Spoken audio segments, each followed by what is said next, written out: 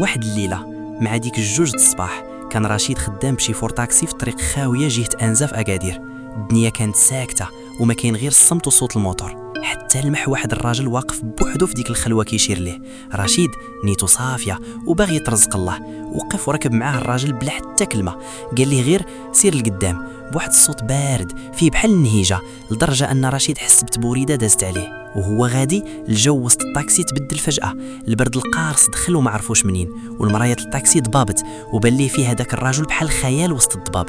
فجأة الراديو شعل بوحدو بجهد، في البداية غير التشويش ومن بعد تفرز واحد الصوت خافت كيرعد.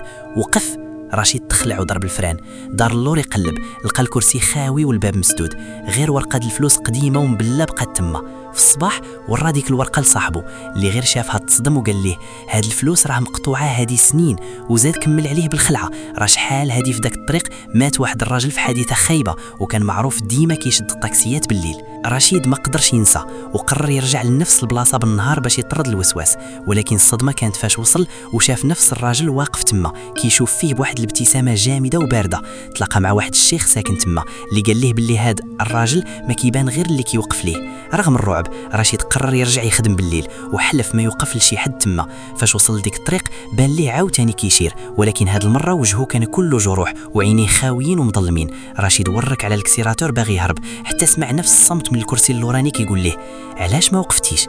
المرايه كانت خاويه ولكن الصوت كان فودني، حاول يفراني والو، الفرانات ماتوا والراديو رجع يغوت بنفس الصوت. دابا خاصك توصلني. الطاكسي بدات كتمشى بوحدها وخرجت لواحد الطريق في جنب البحر مظلمه، تما كلشي سكت، الطوموبيل طفات والباب تحل بشويه. رشيد هبط كيرجف وسمع اخر كلمه في الظلام، دابا فهمتي. من ديك الليله رشيد غبر وما بقاش ليه الاثار، لقاو غير الطاكسي ديالو مركونه في جنب الطريق، والناس اللي كيدوزوا من تما دابا كيقولوا باللي ما بقاش كيبان غير راجل واحد، ولاو كيبانوا جوج رجال واقفين في ديك الخلوه كيشيروا للطاكسيات.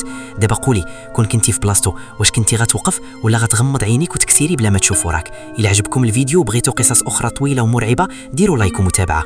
الى عجبكم الفيديو وبغيتوا قصص اخرى طويله ومرعبه ديروا لايك ومتابعه.